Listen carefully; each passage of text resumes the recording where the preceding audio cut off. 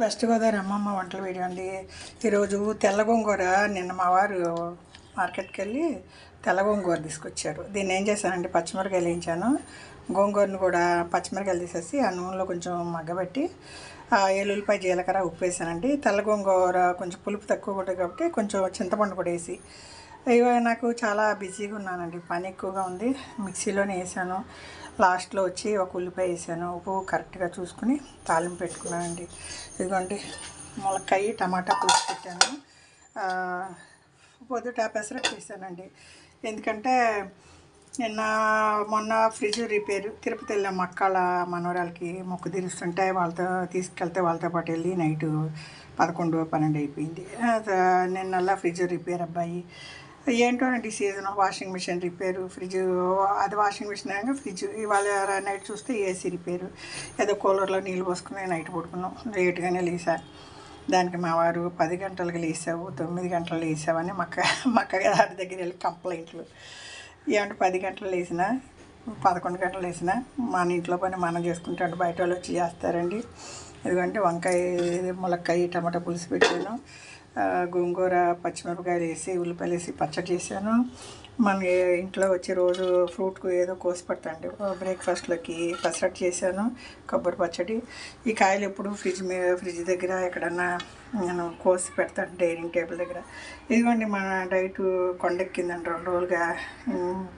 ఇంట్లో బిజీగా ఉండండి, డైట్ చేయలేదు.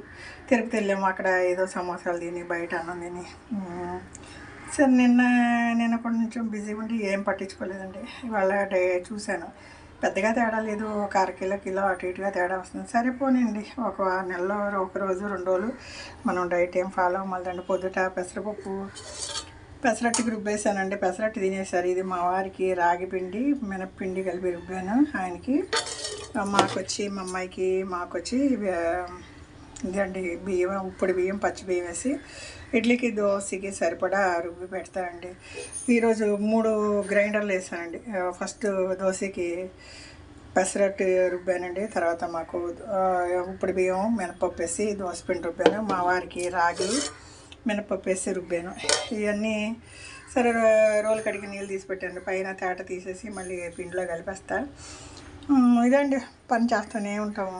ఇంట్లో వాళ్ళు మగవాళ్ళు సణుగుతూనే ఉంటారు. మనం చేయకపోతే ఎవరు చేస్తారండి. ఇదండి ఇల్లు ఊడ్చి మాపు వేసాను, బట్టల మిషన్ వేసాను. ఇంకా ఏం చేస్తారండి, 60 ఏళ్ళు దాటిన వాళ్ళు ఇంతకన్నా ఏం పనులు చేస్తారు? మన ఆరోగ్యం మనం చూసుకోవాలి కదా. కాసేపు ఒక గంట అటు ఇటు అవుతుందండి. లేటుగా పడుకుంటే లేటుగా లేస్తాం, పెందలాడు పడుకుంటే పెందలాడు లేస్తాం. కరోనా టైం నుంచి అండి నిద్ర పడతలేదు నైటు. ఎందుకంటే మా బుడ్డోడు, మా అమ్మాయి ఆఫీస్ పని చేస్తే బుడ్డోడికి కాపలా నేను. మా అమ్మాయి ఏదో తినిపించి ఆటలాడిస్తుంది, మీటింగ్కి వెళ్ళిపోతుంది, పిల్లోడు పక్కన కూర్చుంటా. ఇదండి మన డ్యూటీ. 60 ఏళ్ళు వచ్చినా మనకి రిటైర్మెంట్ లేదు, పైగా వచ్చి పనులు చేయట్లేదని ఒక కంప్లైంట్.